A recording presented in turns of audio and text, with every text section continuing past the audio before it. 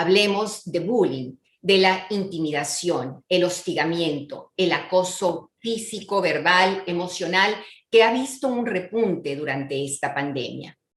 Hablamos de un fenómeno mundial catalogado ya como un serio y creciente problema de salud y seguridad públicas. Alcanza grados de violencia que pueden acabar no solo con la autoestima de niños, niñas y jóvenes, sino con profundas cicatrices en la vida adulta. Vamos a dar la bienvenida a nuestro primer invitado de esta jornada, el doctor Jorge Partida, psicólogo clínico e investigador especializado en adicciones y trauma. Es autor de varios libros y conferencista. Ha sido consultor en numerosos proyectos nacionales e internacionales. En África, por ejemplo, en la repatriación de los niños soldados, así como formación de comunidades en guerra y afectados por la pobreza, en países como Colombia, Perú y México. El doctor Partida es jefe de psicología del Departamento de Salud Mental del Condado de Los Ángeles, California, uno de los más grandes de Estados Unidos. Adelante, doctor Partida, un honor contar con usted. Zuli, muchísimas gracias. El honor es mío estar aquí contigo y muchísimas gracias por tomar este tema tan importante, especialmente en estos tiempos de COVID. Gracias. Adelante, doctor. Una de las cifras más alarmantes que hemos visto es el aumento de bullying durante estos tiempos, o sea, particularmente en espacios sociales. Hemos visto, por ejemplo, el aumento increíble de balaceos en escuelas. Hemos visto también en el campo laboral que ataques con personas, especialmente contra personas de color, ya sea recientemente los ataques contra nuestras comunidades asiáticas, contra la comunidad afroamericana y obviamente también con la comunidad latina, que en el condado de Los Ángeles representa el 48% de todos los 11 millones de habitantes del condado. Así es de que estas son muy alarmantes y nos demuestran que el miedo a aquellas personas que son diferentes a nosotros, aquellas personas que son parte de la mayoría, está aumentando a un nivel alarmante. En estos tiempos donde sabemos que los recursos son más difíciles de encontrar, ya sea recursos para la salud, el hogar, para el trabajo, para la economía, mientras los recursos se escarecen más y mientras aumenta más la población, aumenta más contra aquellas personas que son diferentes. Nosotros tenemos el labor de examinar nuestra posición contra la intolerancia a la diversidad humana, ver exactamente qué es lo que lleva a permitir ataques contra el otro. El momento de que veamos a otras personas diferentes a nosotros, empezamos a darnos permiso de objetivizar a esas personas, o sea, verlas como no humana. Eso también llega a darnos permiso a empezar a temer, a atacar, a confrontar estas personas con violencia y con ataques verbales. Especialmente es muy dañino en los niños que ven y que crecen en ambientes de intolerancia y que esa intolerancia que aprenden se repite en espacios sociales una y otra vez. El cambio contra el bullying empieza directamente con cada uno de nosotros. Observar nuestros miedos, nuestras intolerancias y empezar a crear un plan de transformación personal. El racismo, la xenofobia no son una cosa abnormal. Todos estamos expuestos a ser influidos por estos odios. Lo que sí no se puede tolerar y no se debe tolerar es la falta de observación personal. Si nosotros sabemos que, por ejemplo, atacamos a los niños morenos o buscamos a aquellos que son más güeritos o que son aquellos niños que atacamos a niños que son afeminados o que son diferentes a nosotros, estamos creando espacio de tolerancia contra el odio y tenemos que observar nosotros mismos cuáles son los espacios que hemos creado, que el propósito del padre es crear un espacio donde nuestros niños se sientan valorados, porque cuando nuestros niños tienen problemas de autoestima, ese problema de autoestima baja es transparente, es infectuoso. Los niños van a la escuela y se aprovechan de aquellos niños que ya se sienten inferiores o que sienten que tienen un dolor de autoestima, y ese se publica, y al publicarse otros niños se aprovechan. Así es que es muy importante crear ese amor, de aceptación, de celebración de la experiencia única que tienen tus niños, y eso empieza con nosotros como padres de familia. Doctor Partida, una última pregunta. El bullying ha sido un tabú, o es un tabú en muchos lugares, sin duda, aún, lamentablemente. ¿El bullying se limita, o el acoso se limita únicamente a niños, niñas y jóvenes, o también incluye a los adultos? No, desafortunadamente es una tendencia que también incluye el ambiente laboral, que incluye las relaciones entre adultos. Una persona que te habla de una manera golpeada: ¿por qué eres tan tonta? ¿Por qué no aprendes? ¿Por qué esto? Vemos que estos tipos de ataques están aumentando.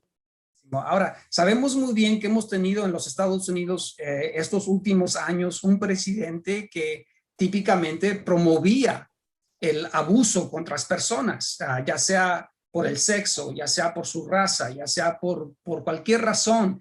Entonces, ese tipo de cultura crea un ambiente normalizante contra la violencia verbal y física a otras personas que son diferentes a nosotros. En estos tiempos donde la mayoría anglosajona está disminuyendo y personas de color, personas de diverso están aumentando en números, este tipo de miedo a la persona que es diferente a nosotros también está aumentando. Así es de que no es un campo simplemente para los niños, es un campo también donde nosotros como adultos maltratamos a las personas, objetizamos a las mujeres, objetizamos a personas que son diferentes a nosotros, y eso según nos da permiso para maltratar a otros con palabra y con hechos. Muchísimas gracias, doctor. Pasemos con nuestro próximo invitado, Javier Amat García, licenciado en Psicología, con más de 20 años de experiencia en el sector de la diversidad funcional, técnico en nuevas tecnologías y su desarrollo, máster en terapia familiar sistemática, perito judicial psicológico del Centro de Recursos de Estudios Psicológicos de Barcelona, España, y coordinador técnico del área de Psicología y Nuevas Tecnologías de Aurum Center en Lleida, España.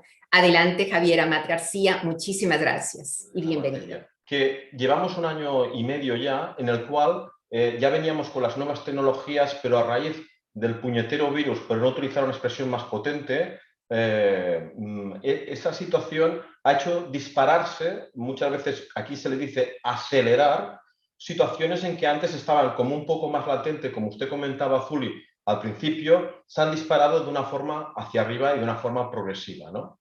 Uno de los elementos que podemos ver actualmente es que el ciberacoso no ha ido a menos, sino las estadísticas que ustedes pueden ver en la primera transparencia que les he preparado son del 2016, de la Fundación ANAR. O sea, en el 2016 vemos lo que estaba pasando, contextualizamos que venimos de una situación de pandemia, las situaciones, como pueden ustedes pensar, se han disparado de una forma considerablemente, ¿no? ¿Qué sucede? Que yo agradezco mucho este foro, porque yo pienso que el Expediente Rojo ha tenido la visión de futuro. ¿Qué quiere decir? Que ha tenido una visión de prever que esto va a ir a más, y entonces encontrar foros en los cuales nos podemos nosotros comunicar con ustedes y a raíz del mundo no es fácil. Foros de ciberacoso o ciberbullying o foros de bullying no es fácil, no encuentro en mi tierra, no hay tantos. Por eso es una gran oportunidad y pienso que es una situación de prevención que Expediente Rojo es interesante que lo está transmitiendo hacia un futuro. Por tanto, permítanme que estos minutos de contextualización de la situación, ¿no? Sí es verdad que toda la parte que yo hablaré de ciberacoso será una intervención más técnica, pero que es para padres, profesores, gente en general, que pueda ser útil y práctico para todos ustedes. La parte más técnica de seguridad, eso lo dejo ya a los cuerpos de seguridad de cada país. Cuerpos de seguridad de México, cuerpos de seguridad de Estados Unidos, que cada uno sabrán perfectamente cómo poder transmitir esa comunicación o esas medidas. Yo no las voy a tocar, yo me voy a dedicar en mi terreno, que es qué sucede a nivel emocional con las personas que suben ciberacoso. Dicho eso, ¿qué me he encontrado durante este tiempo? Que a veces, permítanme que rompamos 3 mitos, ¿de acuerdo? Ustedes podrán estar de acuerdo o no podrán estar de acuerdo. Después, si quieren las preguntas, lo hablamos. Pero 3 mitos que me he encontrado. Uno es, solamente le pasa el ciberacoso a la gente famosa. A la gente famosa, pues es normal que puedan tener ciberacoso en Instagram o diferentes plataformas que se pueden encontrar. Segundo mito que hemos de romper. El ciberacoso solo se produce con la gente que se expone. Claro, si yo tengo Facebook, tengo Instagram, tengo TikTok y voy exponiendo mi intimidad, pues lógicamente que ese ciberacoso va a ser a mí. Y por tanto le pasa a Javier porque él resulta que va a tener esa exposición. ¿Vale? Y tercer mito que hemos de romper. Solamente le pasa a la gente joven. Gracias, doctor Pardo, cuando usted ha dicho anteriormente que esto no sucede solamente con los niños, sino que sucede completamente con los adultos. Y es así. El acoso es tan importante tanto en la gente joven, en nuestra gente menuda que le decimos nosotros, o a los adolescentes como en los adultos. ¿De acuerdo? Sí es verdad que hoy me centraré más en lo que es la gente joven, más que nada. Y dentro de este entorno, todo el tema que los cuerpos de seguridad ya lo tienen muy claro, que es el sexting, que es el grooming, etcétera. Que esto tampoco lo voy a tocar, porque con la intervención que tengo solamente voy a dedicarme a un trocito muy pequeño que es el ciberacoso. Por tanto, los ejemplos que les voy a explicar, como un poquito todo lo que yo sé, es cosa que es de mi equipo y servidor. No es que yo esté solo y venga y yo de ciberacoso, no. Tengo todo un equipo detrás mío que trabajamos todo este tema, tanto en el bullying como en ciberbullying, y compartimos, que es pues, el Víctor o la Cristina, que somos todo un equipo de 5 profesionales en adultos y otros cuantos en infantil. Por tanto, permítanme una cosa solo, y sigo, que es la siguiente. El ciberacoso, tienen aquí un poco la descripción, pero en rojo, ¿qué es lo importante? Como ha dicho el doctor Pardo, es molestar y bullying, es de lo que es molestar, acosar mediante ataques personales que se utilizan, en este caso en el ciberacoso serán plataformas. ¿Por qué no Pero puedo poner? Perdón, ¿podrían apagar su micrófono? Se los voy a agradecer muchísimo a nuestros invitados para poder escuchar a Javier Amat. Muchas gracias. Adelante, Javier. Gracias, Tuli, y no pasa nada. No sucede nada. Todo será bienvenido. Pero sí es verdad que una de las variables que ven ustedes en rojo es que el ciberacoso son 24 horas al día por 7 días a la semana. Es decir, no se piensen a ustedes que el ciberacoso es cuestión a veces de unos días o unas horas. No, eso puede prolongarse durante todo el día por 7 días a la semana. Lo digo porque esta será uno de los ejes que yo me iré moviendo hoy, que serán 3, y uno es este. Y la frase que ustedes ven aquí al final, que he puesto, es una frase real. Es una frase real de un adolescente a otro adolescente, que es, te destruiré en 2 clics y nunca volverás a caminar con la cabeza alta. ¿De acuerdo? ¿Qué hizo este adolescente? Que hablaremos durante el proceso. Este adolescente lo que hizo fue enviar fotografías, permítanme, de dudosa moralidad, vamos a decirlo así, de la pareja de otra pareja. Entonces, aquí esta persona llegó a una situación complicada, ¿vale? Bien. Intento poner un vídeo para que ustedes vean quiénes somos nosotros. Intento, si no, seguiré con esto, ¿de acuerdo? Porque a veces me voy a salir y a veces no.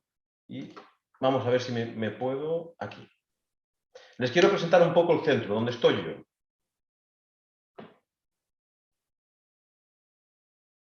¿Se ve, Juli? Se ve, perfecto. ¿Se escucha? Se escucha. Gracias.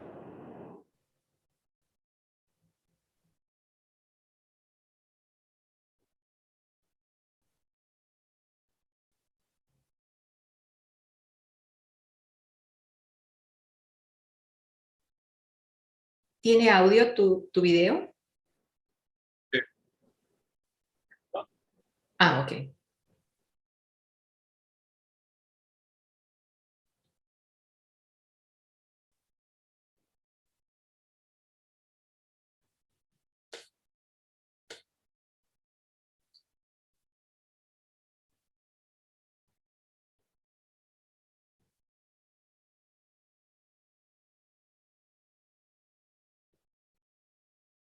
Bien. Ahora, ¿cómo salgo de aquí?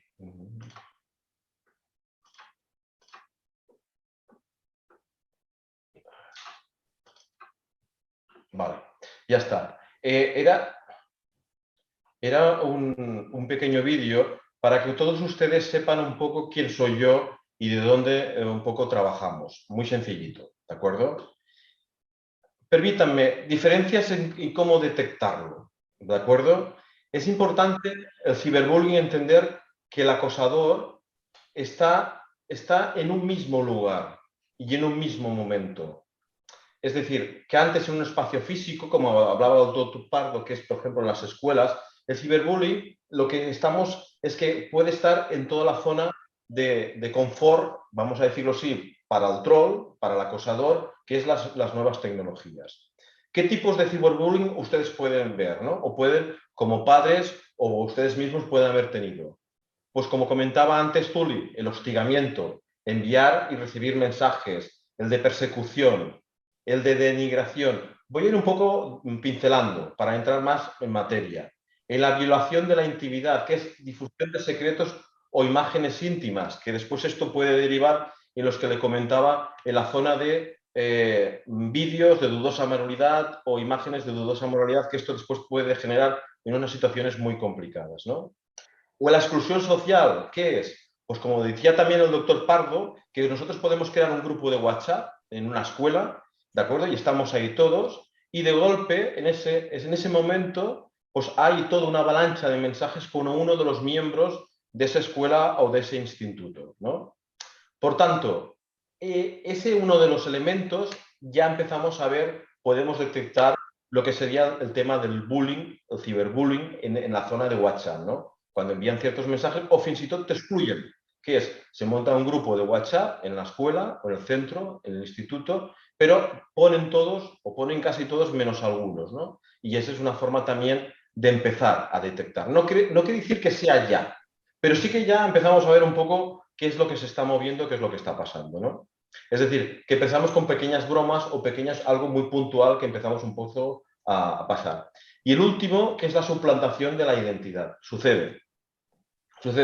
Y sucede muchas veces cuando las parejas se rompen, a nivel emocional se rompe, o el troll, verán ustedes después por qué hablo del troll, puede captar un poco toda la información o documentación para suplantar la situación. Esto hay casos reales, en el cual podemos ver que una persona ha podido entrar en el móvil de la otra persona y a partir de esa información empezar a enviar mensajes, empezar a difundir imágenes por todo, ¿sí? Pero a nivel más micro, es decir, más de nosotros, nos podemos encontrar en que una pareja adolescente, que se sabían las contraseñas entre ellos, él o ella puede entrar en el Facebook de él o ella y a partir de ahí entonces también enviar información o suplantar su identidad con otras personas. Es decir, aquí ya empezamos un poco a calentar motores, ¿no? Es decir, que las agresiones que va a recibir nuestra víctima poco a poco van a ir empezando. Poco a poco pueden ir o de forma más fuerte. ¿Por qué hablo de troll? Aquí en la zona de España, concretamente, y yo pienso que a nivel europeo también lo estamos hablando, el troll sería aquella figura que cibernéticamente está muy preparado y automáticamente sería como una persona, es decir, el acosador de una forma muy drástica. Aquí les he puesto un poco cuáles serían las características del perfil acosador como el agredido o la víctima. Sí es verdad que he intentado jugar un poco con las características de la parte más adolescente infantil, como se comentaba antes, con el doctor Pardo, como también como la parte más de adulto. He intentado mezclarlo un poco, ya que buscaba un poco que ustedes pudieran ver qué es lo que sucede, tanto en el agredido como en el agresor, ¿no? El agresor normalmente es más fuerte, ¿de acuerdo? Tiene en apariencia física, pues, a lo mejor una cierta corpulencia, mientras que el agredido, la víctima, pues tiene algún tipo más como comentaba el doctor, ¿no? Algún tipo de complejidad o algo que puede ser por esa línea, ¿no? Sí es verdad que cuando es en adulto puede ser que esa apariencia física sea un tema más intelectual, pero eso ya sería otra guerra en ese sentido. El rendimiento escolar en el agresor normalmente es bajo y tiene una actitud negativa en la escuela, mientras que en el perfil de la víctima es un nivel bueno y fins i tot superior puede llegar, ¿no? La personalidad, pues aquí es muy importante porque será nuestra base después del trabajo, ¿no? Puede ser que sea una persona poco empática, de altos niveles de impulsividad, estamos hablando de los agresores, de los trolls, con una autoestima media o fins i tot, autoestima media y hasta muy alta, esa autoestima, que siente la necesidad de dominar a los otros y tolera muy mal las frustraciones, ¿no? Mientras que la víctima a veces es la inseguridad, la ansiedad y, como ven aquí, la poca asertividad que nos podemos dar. La relación con la autoridad ya ustedes mismos ya pueden ir deduciendo, es sentido común. Es decir, el agresor, el troll, siempre tendrá una actitud la mayoritariamente hostil y hasta desafiante. Mientras que las víctimas de nuestros chavales o chavalas, nuestros jóvenes, digamos que son sobreprotegidos o una escasa independencia. Ya digo, esto es lo que hemos ido viendo nosotros en nuestro territorio. Por eso es muy importante el poder hablar con ustedes por si esto es común a otros territorios a nivel mundial, ¿no? La relación social, pues difícilmente atacan las normas, siempre busca el apoyo de 2 o 3, el troll siempre busca el poder atacar entre 2 o 3 personas, ¿de acuerdo? Y puede ser más populares que los otros compañeros que son una víctima. Los víctimas son rechazados y muchas veces tienen dificultades para imponerse y ser escuchados. ¿Saben qué pasa? Que el troll piensa que hay una desconexión entre el Internet y la realidad. Segundo eje. Antes les he explicado el primero, que era, no olvidemos, 24 horas por 7 días por 12 meses. El segundo elemento muy importante en esta situación de ciberbullying es que el troll o el acosador se piensa que no existe una unión, digamos, una conexión entre Internet y la realidad. Mientras que a raíz de la puñetera pandemia y el puñetero virus, el espacio de Internet ha sido muy potente. Por tanto, ese es otro mito que hemos de romper. Está muy unido. Lo que me pasa en Internet no me va a pasar en la realidad. No, disculpen, les va a pasar. Un ejemplo. Si ustedes ponen en Instagram, ya cada uno de nosotros en Instagram o TikTok, una imagen o un vídeo que vean que les puede interesar de ustedes esperarán unos likes, ¿de acuerdo? Que esto es la dopamina, que bueno, esto sería otro tema, pero bueno, ¿qué quiero decir? Ahora les explicaré. Pero si estos likes se producen o empiezan a llegar mensajes, ustedes, positivo. Pero si en ese momento ustedes reciben 200 mensajes en contra o 100 mensajes en contra de un mensaje que ustedes o una imagen han colgado en ese Instagram o ese TikTok, verán que ustedes intentarán pues, romper, digamos, cerrar que no puedan entrar, pero esto puede ir yendo día y día y día. Claro, ustedes podrán aguantar 7 días, permítanme, y 14, y si quieren, hasta un mes. Pero nuestros adolescentes no pueden aguantar tanto. Entonces, ¿por qué? Porque no tienen las herramientas aún desarrolladas. Ustedes y yo, que somos más adultos, las tenemos, pero ellos no tanto. Pero claro, si esto es un mes, 2 meses y 3 meses, aquí la cosa empieza a ser complicado, ¿de acuerdo?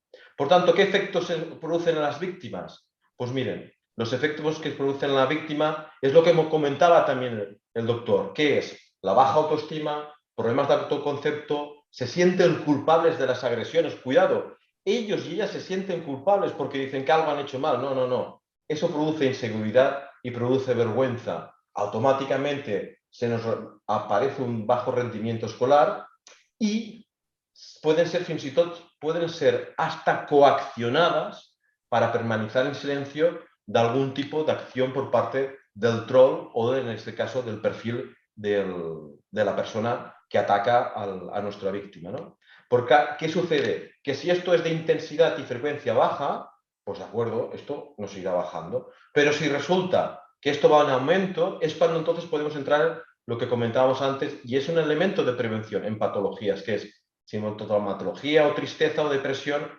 y hasta el suicidio. Y no lo digo en broma, lo digo muy en serio, lo del suicidio. ¿Por qué? Porque nuestros adolescentes son muy frágiles y el tipo de personalidad también. Por tanto, cuidado en este aspecto, ¿no? El contenido que ven en esta imagen de aquí, he intentado reflejar contenidos no de mi tierra.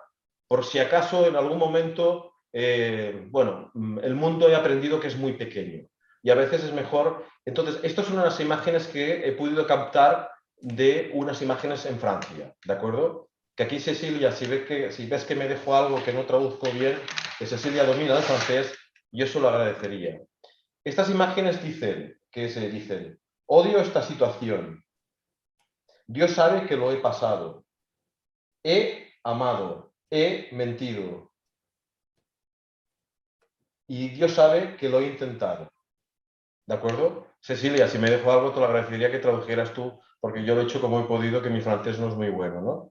Bien, pero ¿esto de qué es? Dirán, bueno, Javier, pues no es para tanto. Sí, porque esto fue un mensaje que envió esta chica de 17 años antes de suicidarse.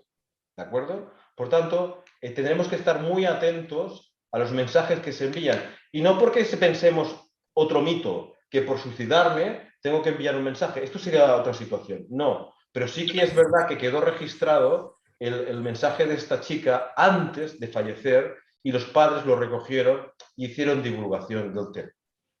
Cuando se le preguntó al perfil, al abusador, el troll, que era una compañera de clase, que aquí podemos hablar de ejemplos, ella les dijo que lo hacía para sentirse bien, porque entonces su compañera se sentía mal. ¿De acuerdo?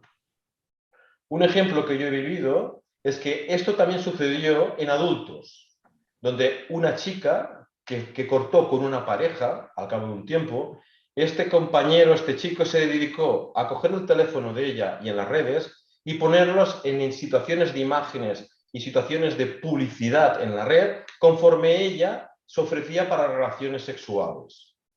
Esto no disminuyó, sino que aumentó. Y encima lo hacía con unos nicks que eran difíciles de controlar. Como ustedes pueden prever, esta persona tuvo una situación muy compleja. Cuando llegó aquí, ya llevábamos 7 meses de toda esta situación. ¿De acuerdo? El problema es la prevención. Si esto hubiera empezado antes, pues a lo mejor pudimos haber intervenido de alguna otra manera. Pero ya cuando llegamos 7 meses, la situación es más compleja. Ya estoy acabando, ¿eh? Me quedan 2 transparencias, Juli, y ya acabo, ¿eh? Ya acabo. ¿De Muy acuerdo? bien, gracias.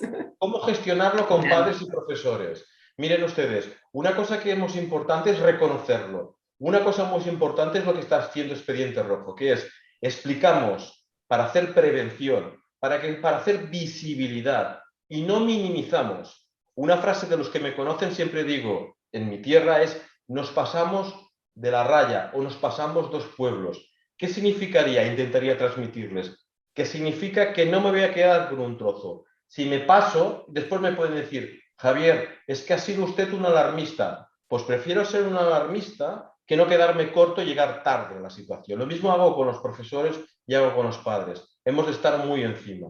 Por tanto, como ven aquí, les pongo un tema de custodio, que es un mensaje como diciendo, ustedes, el mundo del Internet, el mundo de la charcha, el mundo de la red informática, hemos de tener controles parentales. Han de saber ustedes un poco dónde navegan, qué hacen un poco sus hijos dentro de la intimidad. Pero si yo tengo un chaval de 12 años y tiene que ponerse según qué páginas, el control parental me ayudará a bloquear esas páginas. ¿Por qué? Porque los trolls están en todos lados, ¿de acuerdo? Los ciberataques están en todos lados y muchas veces adquieren diferentes formas. Por tanto, buscaremos un uso responsable del Internet.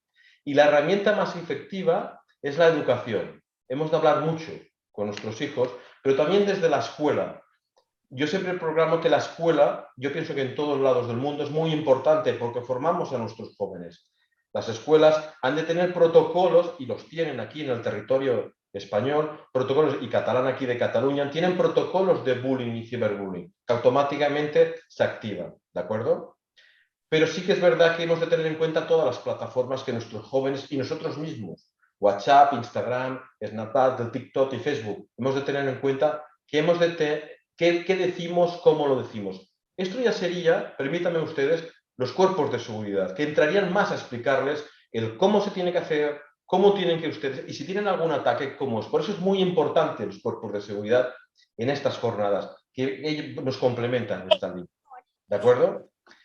Y finalmente, si eres víctima, permítanme ustedes, si eres víctima, primero pedimos ayuda. Es decir, nuestros jóvenes han de tener la suficientemente confianza para que se relacionen y lo digan a ustedes, los padres, o a los adultos, o a los profesores, o al formador, o al tutor, que pueda llegar la información de que algo pasa. Por favor, no respondan a las provocaciones. Automáticamente hemos de cerrar esas provocaciones.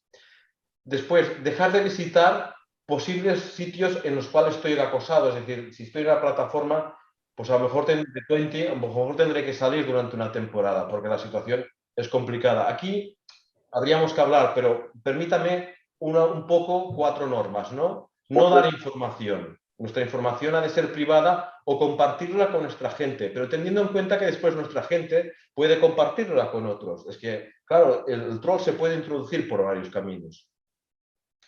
No centrar todo el ataque en nosotros, es decir, no personalicemos en que nos están atacando en nuestra vida cotidiana, ¿de acuerdo? Hay que seguir haciendo, aunque nuestra mente está viendo a ver qué han puesto en publicado, a ver qué ha salido, qué es lo que me ha enviado hoy, ¿no? Porque esto genera mucha ansiedad, como pueden ustedes comprobar, y fins y tot pueden crear ciertos elementos de depresión, ¿no? Y poner freno al agresor. Hemos de detectarlo, hemos de encontrarlo o encontrarla, tanto si es hombre como si es mujer, y hay que poner límites, ¿de acuerdo? Y sobre todo ayudar a la víctima en que no se culpabilice. Y ya estoy acabando. Y buscar ayuda psicológica, ¿de acuerdo? Ya la veo Zuli que me está diciendo, ya acabo, ya acabo. Conclusiones y ya acabo, ¿de acuerdo? Primer punto, toda agresión y todo maltrato deben ser abordados y eliminados. El agresor jamás parará por sí mismo, y menos en la red. Lo hemos de parar. Por eso los cuerpos de seguridad nos han de ayudar a pararlo, ¿de acuerdo? Sí es verdad que alguna vez me he encontrado que hemos tenido que buscar a hackers de aquí del entorno del territorio catalán o el territorio español para que nos ayuden a descubrir quién narices estaba haciendo el ataque, ¿no? Y como les comentaba antes del ejemplo de aquella chica, averiguar al final que era un amigo íntimo de la chica que ella explicaba a sus compañeros y él delante que estaba haciendo esto. Y cuando ella le preguntó, cuando supimos que era él, le preguntó el por qué lo hacía, ¿saben ustedes cuál fue la respuesta? Que no lo sabía. Claro, aquí se nos va a juntar la salud mental. Es decir, como ustedes pueden ver, la salud mental dentro de Internet no vamos a discernir. Es como un patio muy grande que hay mucha gente. Y claro, en esa gente también hay gente que está funcionalmente funcionando, pero también hay mucha salud mental, como podemos ver. Por eso los familiares, los profesores es muy importante. Y ya acabo. La víctima siempre ha de ser ayudada y apoyada en todo lo posible. No es culpa de la víctima, claro. Si no te hubieras enviado esta foto, claro. Si tú no hubieras enviado este WhatsApp, claro. Si no te hubieras puesto en TikTok, no. Perdonen ustedes. La libertad de expresión existe, tanto ustedes en la zona que están de México como Estados Unidos, fundamentalmente, o los diferentes países, como aquí, ¿de acuerdo? Por tanto, hemos de apoyar a la víctima en ese sentido, ¿vale? ¿Para qué? Para recuperarla y trabajar un poco su estado de ánimo. Y ya acabo, listos. El ciberacoso, para mí, Zuli, se ha de considerar un delito penal, ¿de acuerdo? Y muchas gracias por atenderme. Según la Organización Mundial de la Salud, salud mental es un estado de completo bienestar físico, mental y social, y no solamente se refiere a la ausencia de afecciones o enfermedades. Sin embargo, quienes enfrentamos el confinamiento, las restricciones que conlleva esta pandemia, también podemos enfrentar el miedo, la soledad o la ansiedad. Pero debemos anotar que cada persona reacciona de manera diferente a situaciones estresantes. Pasemos con nuestro último invitado, Juan Carlos López Gracia, quien nos acompaña desde México. Juan Carlos López es ingeniero en ciencias navales con estudios por varios países y continentes, maestro en humanidades, y en los últimos años se ha dedicado al estudio e investigación de estrategias de aprendizaje efectivo, dando charlas internacionales, entre otras cosas, sobre neurociencias y el comportamiento humano. Es también presidente de la Fundación Acción. Un placer contar contigo, Juan Carlos. Adelante. No te escuchamos. Por favor, abres tu micrófono. Muchas gracias, Zuli. Un placer y honrado con la invitación. Voy a compartir una presentación que tengo con ustedes. ¿Me dice si se ve bien? Se ve y se escucha. Perfecto, pues tenemos poco tiempo. Quisiera primero presentarles algunos datos de lo que está sucediendo en México respecto del bullying, y con tristeza los comparto. Según varios estudios que hace la OCDE, México ocupa el nada honroso primer lugar a nivel internacional de casos de violencia. Esto es después de haber hecho un estudio con varios países y principalmente en educación básica. O sea, el tema de la violencia aquí, del bullying, está más que presente.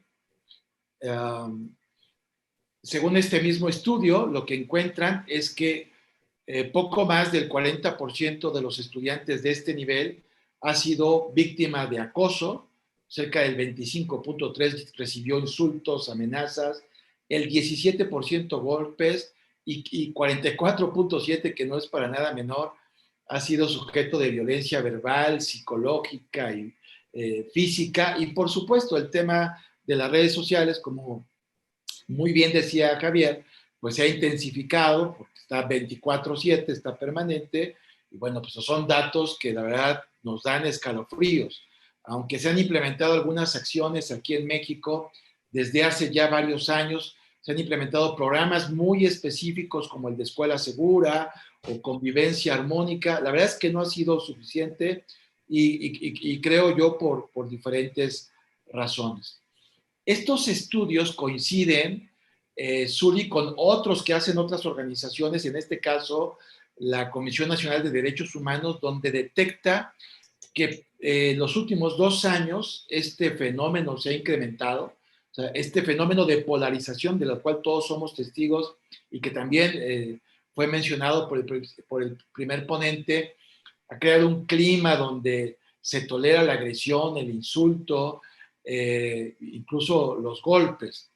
Y esto nos lleva a la trágica, el trágico número de que al menos en nuestro país 7 de cada 10 estudiantes han sufrido algún tipo de violencia. Estoy hablando del 70%.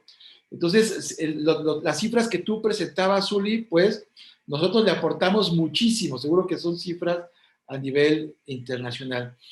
Otros datos de lo que sucede en las aulas, o lo que llamamos aulas violentas. Y entonces aquí pueden ver en la gráfica cómo México también ocupa tristemente el primer lugar en cuanto a vandalismo y robo, con 13.2%, el cuarto lugar comparado con otros países en intimidación o abuso verbal, pero también sigue siendo de los principales países, y también el primer lugar en temas de agresión física causadas por otros estudiantes.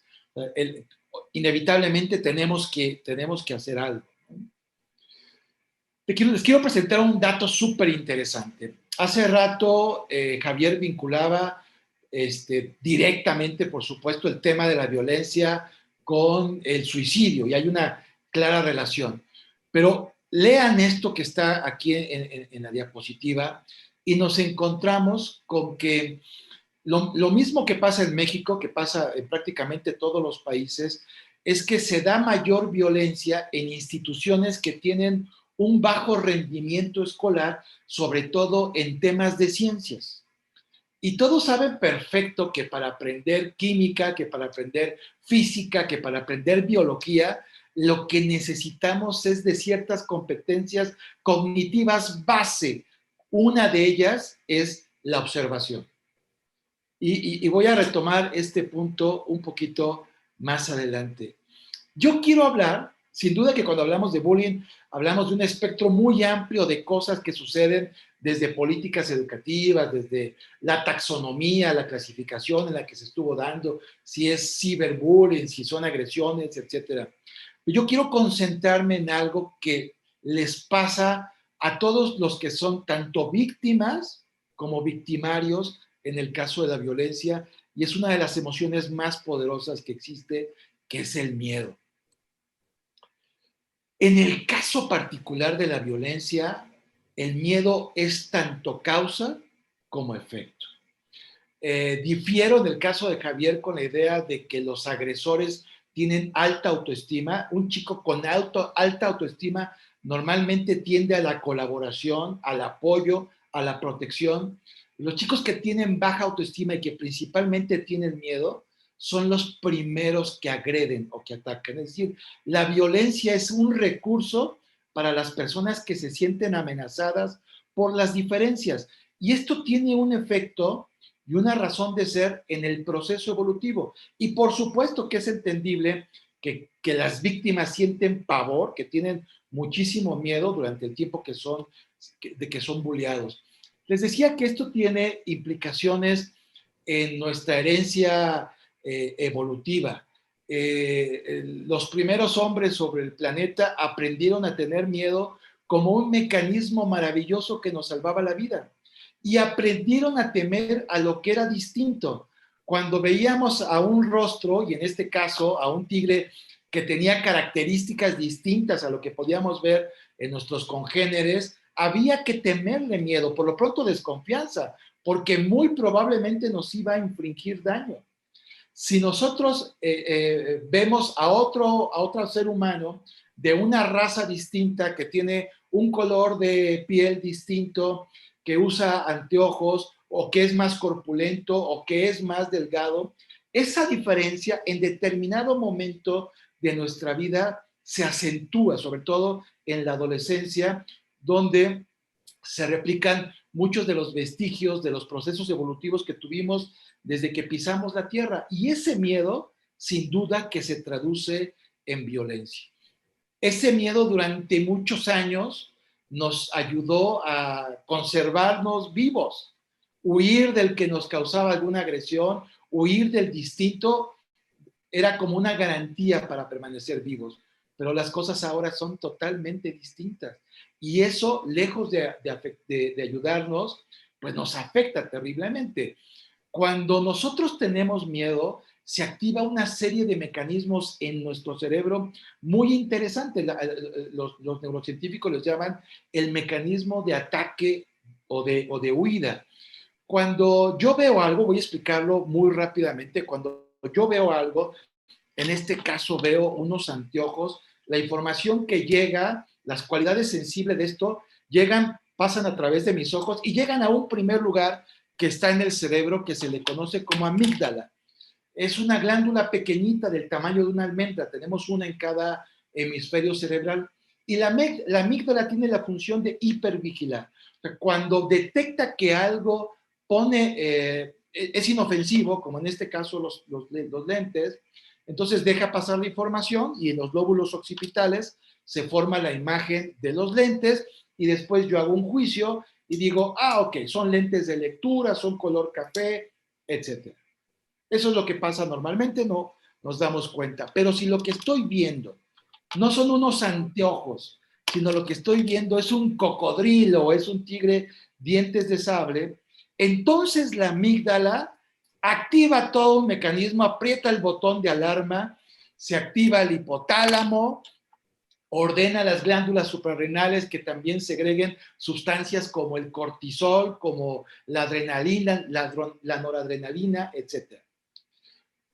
Los efectos del cortisol en el cerebro son para evitar que actuemos. Ese es el mecanismo del miedo. Perdón, evitar que pensemos y que actuemos en consecuencia. Te voy a decir qué tan útil es esto. Yo voy manejando por la carretera y de pronto un tráiler que viene en sentido contrario invade mi carril y se viene directito hacia mí. Si yo me pongo a pensar, ¿qué le pasa a este conductor? Seguro se quedó dormido, trabajará mucho, me muero. Ahí se acabó mi historia. Lo que provoca la amígdala es que yo solo me concentre en evadir el impacto. Y entonces yo maniobro y evado el impacto. ¿Me da miedo? No, ni siquiera me da miedo. Me da miedo tiempo después, ya que pasaron algunos kilómetros, detengo el auto y las piernas como gelatina, ahora que soy consciente del riesgo al que estuve expuesto. Lo que hace el cortisol es evitar que pensemos. Si ustedes se dan cuenta, en las ambulancias, las camillas tienen correas, además de para mantener al accidentado en el movimiento del carro, también lo hacen porque si los paramédicos llegan pronto a la escena del accidente, muchas veces son agredidos por los accidentados, porque se activó el cerebro de defensa, entonces el cerebro no piensa, me vienen a ayudar, yo solo me concentro en huir, hacerme el muerto o atacar. Yo lo viví en carne propia, me tocó ver a una persona que se acababa de voltear, cerré mi auto, fui el primero en llegar a la escena, pues que me habré tardado en cruzar la carretera, volteé para todos lados para que no fuera yo otro accidentado, y en cuanto llego, era un jovencito de 18 o 20 años, con la cara llena de sangre, para poder ayudarlo lo tuve que derribar y en el suelo me pateaba. Y por más que le explicaba, oye, fíjate que yo vengo a ayudarte, tranquilo, mantente con calma, el cerebro solo le decía, defiéndete. Se desactivaron el resto de los mecanismos y pensaba que yo estaba contribuyendo a su agresión. Te voy a decir qué pasa, qué efectos tiene esto en la escuela. Cuando yo me pongo estresado por alguna razón, un estrés impersonal, digamos que porque mi mamá se levantó tarde para llevarme a la escuela y estoy a unos minutos de que me cierren la puerta del colegio. Y entonces las mamás van corriendo, llevan al niño de la mano, no sé si has visto alguna vez esto, han visto alguna vez, el pobre chiquillo ya ni siquiera pisa la banqueta, la madre lo lleva en hilo cargando los 15 kilos del chiquillo y los 20 de la mochila. Eso sin duda el cerebro lo reconoce como algo estresante, como algo de miedo y genera cortisol. Para que sus niveles de cortisol se regulen van a pasar 40 minutos. ¿Esto qué quiere decir? Que en los próximos 40 minutos este chico no va a aprender nada. Y si es como en México, que pone las materias complicadas como matemáticas a las primeras horas, casi por disposición de la Secretaría de Educación Pública, pues entonces ya tenemos graves problemas para comprender las matemáticas.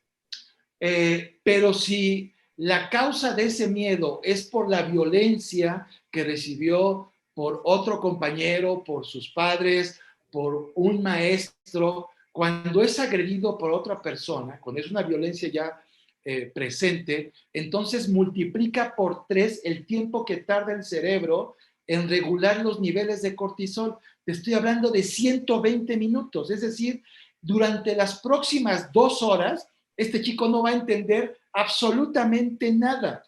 Pero si esto continúa durante algún tiempo, el cortisol empieza a matar las neuronas del cerebro. En pocas palabras, nos vuelve tontos.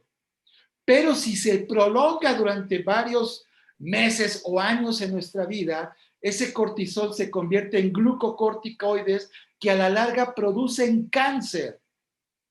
Todo por el miedo que se genera.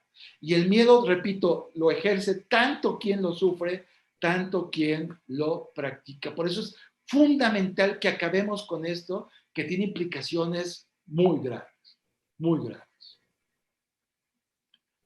Quiero que lean esta frase que me parece maravillosa. El amor ahuyenta el miedo y recíprocamente el miedo ahuyenta el amor. Y no solo ahuyenta el amor, el miedo también expulsa la inteligencia, a la bondad, a todo pensamiento de belleza y de verdad. Y solo queda la desesperación muda. Y al final, el miedo llega a expulsar del hombre la humanidad misma. Tenemos que enseñar a nuestros hijos a no vivir con miedo, a superar esa dimensión animal que durante algún tiempo nos fue efectiva para volvernos cada vez más humanos. ¿Cómo conseguirlo? ¿Cómo volvernos más humanos? ¿Se acuerdan del dato que les presentaba que en las escuelas donde había mayor violencia también teníamos pésimos resultados en ciencias? Y recuerdan que les decía que uno de esos procesos que para poder aprender física, que para poder apreciar el arte o para aprender biología, lo que necesitamos enseñarles a nuestros jóvenes, a nuestros niños desde muy pequeños, es enseñarles a observar. Ahí está en la observación de la naturaleza y de las leyes la razón de la verdadera ciencia. Pues lo que tenemos que hacer es eso, enseñarles a observar. Debemos de cambiar el miedo por el respeto. Y la raíz etimológica de la palabra respeto viene del latín spicio y a su vez del griego viejo spio, que como su nombre se dice, aquel que espía es aquel que mira detenidamente. Y lo que tenemos que enseñarnos todos, adultos, niños, jóvenes, es aprender a observar al otro detenidamente hasta que en el otro nos encontremos nosotros mismos. Que no nos distraiga el color de la piel, que no nos distraiga si tiene o no tiene cabello o bigote, que no nos distraigan sus grados académicos ni lo gordo de su billetera. Lo que tenemos que aprender es saber tan bien que reconocemos, como diría una canción de salsa, que las calaveras todas blancas son. Es decir, que todos en esencia somos humanos y que el respeto al otro es respeto a mí mismo y por supuesto a la humanidad. La tarea es humanizarnos. Muchas gracias por su atención. Cuando estamos siendo testigos de un caso de bullying, de acoso. Bueno, el miedo no es un valor.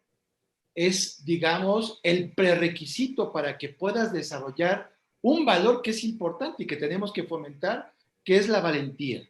Y el silencio es el efecto del miedo. Yo me quedo callado cuando estoy aterrorizado, cuando pienso que abrir la boca, ya sea como víctima o como testigo, puede endurecer o acentuar la violencia que estoy sufriendo. Sin duda que nadie espera que exista la violencia, no queremos que eso suceda, pero sucede y eso es una realidad. Y lo que tenemos que enseñar también a los niños es a resignificar cada una de sus experiencias. Así que alguien que está sufriendo la violencia, que no quisiéramos que pasara, también se está convirtiendo en un elemento que me da a mí como padre de familia o como docente la oportunidad de sacar lo bueno aún de lo malo. Y eso bueno de lo malo es la valentía, Azul.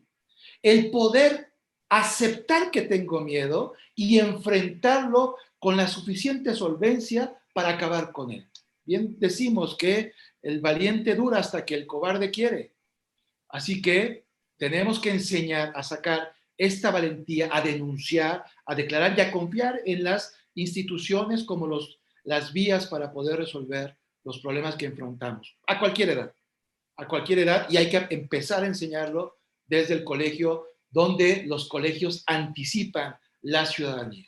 Les pediría, por favor, empezando por ti, Jorge, una última reflexión. Después de recoger esta interesante, sin duda, charla con tres expositores completamente diferentes, tres áreas que hemos tocado en torno a este problema, a este flagelo creciente y lastimosamente que nos afecta a todos. Por favor, adelante, Jorge. Muchísimas gracias, Zuli. Pues sí, pienso que este tiempo de COVID nos ha desarmado de muchísimas maneras. Más que nada, creo, en aquellas cosas que típicamente vemos como nuestras fortalezas, ¿no? La unión familiar, el contacto humano, el poder aprovechar de recursos como nuestros lugares y espacios de espiritualidad y religión. Esto desafortunadamente afecta desproporcionadamente a comunidades de minoría como son los latinos y afroamericanos.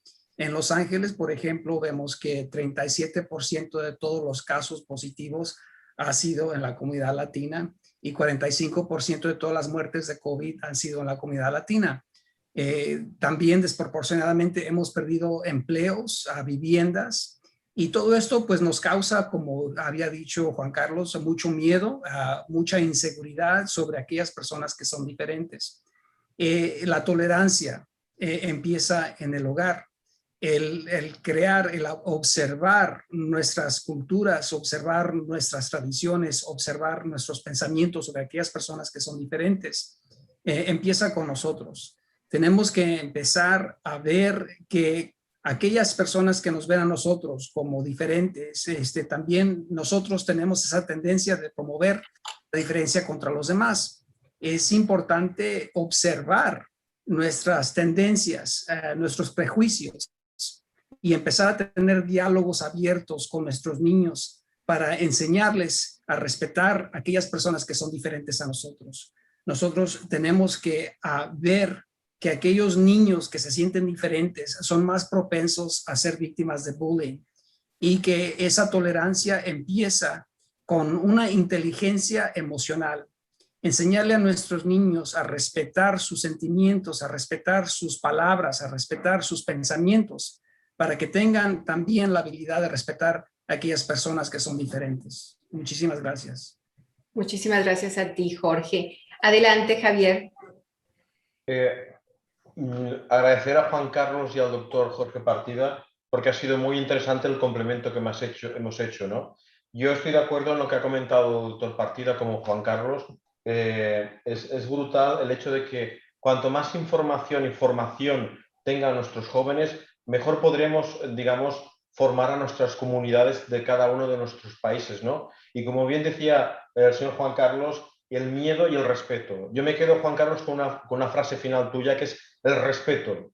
El respeto dentro de las aulas, el respeto en las redes sociales, el respeto como comentaba, ¿no? Y como comentaba el doctor Partida, la formación en la escuela, dentro de la tolerancia, dentro de lo que sería cada uno en nuestros hogares, como la tolerancia social, ¿no? Es decir, dentro de lo que es la sociedad, esa parte. Y finalmente, la visibilidad. Cuanto más se hable de ciberbullying o bullying, mejor, como desgraciadamente con el suicidio. Cuanto más se habla de estos temas, la comunidad y la gente tiene más conocimientos y herramientas para poder detectarlo. Por tanto, visibilidad. Y finalmente, los delitos de ciberbullying o bullying, en este caso ciber, que fueran penados. Aquí en España, en la Comunidad de España y concretamente Cataluña, está penado, con penas penales también de cárcel en ese sentido. Y por tanto agradecer a los dos que he estado, que es Juan Carlos y a Jorge Partida, el poder compartir con ustedes este momento. Y gracias a usted, Zuli. Muchísimas gracias, Javier. Juan Carlos, adelante. Javier, Jorge, el agradecido soy yo. He aprendido mucho escuchando sus participaciones y creo que también el resto del auditorio ha tenido este tremendo privilegio de tenerlos como yo en este tema. Yo pienso que en el fenómeno de la violencia escolar, en el fenómeno del bullying, también nosotros tenemos que cambiar nuestras perspectivas del bueno y el mal. El chico que está siendo bulleador, el chico que abusa de los demás, también está sufriendo terriblemente. Hay una causa atrás de esto y si nosotros lo vemos como alguien que merece ser castigado, o sea, desde un enfoque punitivo, pues contribuimos al mismo clima. Lo que creo que debemos de hacer es cambiar el enfoque hacia un enfoque socioeducativo. Cuando un chico de 12 años está abusando de otro por su corpulencia física, también nos está gritando que necesita ayuda. Nos está gritando que él es testigo y muy probablemente víctima de violencia en el hogar o víctima de violencia en la sociedad por diferentes razones. Entonces, creo que tenemos que mirar el fenómeno de la violencia con unos ojos como un fenómeno donde todos los que participan están sufriendo y todos merecen apoyo, acompañamiento y vigilancia para llevarlos y educarlos por el mejor camino, independientemente de su edad, y por supuesto nos aplica a nosotros como adultos. Muchísimas gracias, Juan Carlos. Les recuerdo que este foro lo reproduciremos en nuestras redes sociales y, si me permiten, yo enfatizaría en la necesidad de fomentar un uso responsable de las tecnologías y redes sociales, enseñar a proteger información personal y a resguardar la privacidad. Lo que en caso de los adolescentes, como ya se ha hablado de ello, es difícil porque cuesta establecer ese límite entre el mundo virtual y presencial. Y tampoco permitamos que nuestros hijos participen o fomenten las burlas por redes. Por el contrario, deben de entender la importancia de denunciar para prevenir que este problema escale. Si usted es víctima o testigo de bullying, especialmente en estos tiempos de pandemia, repórtelo a las autoridades escolares, a su policía local o a las organizaciones proveedoras de servicios del país, de la localidad donde se encuentre. Gracias a cada uno de nuestros expertos invitados, Javier Amat, de España, Juan Carlos López, desde México, y Jorge Partida, de Los Ángeles, California, de donde yo también me despido, y les agradezco especialmente a cada uno de ustedes por haberse sumado a este foro internacional virtual. Gracias a Lori y Michael Wheeler por su valioso apoyo y gracias, como siempre, a los voluntarios de Expediente Rojo Project. Les invito a visitar nuestra página web www.expedienterojo.org y les recuerdo que este foro será reproducido en nuestras redes sociales, Facebook, Instagram y YouTube. Y hasta una próxima oportunidad. Muchísimas gracias por su tiempo. Gracias. Que tengan excelente día. Gracias. Y excelente fin de semana, desde donde se encuentren. Gracias, cuídense mucho. Gracias. Muchas gracias. Ay, bendiciones a todos. Gracias. Gracias, Zuli. Felicitaciones desde Argentina. Muchísimas gracias a ustedes por haberse dado el tiempo de participar.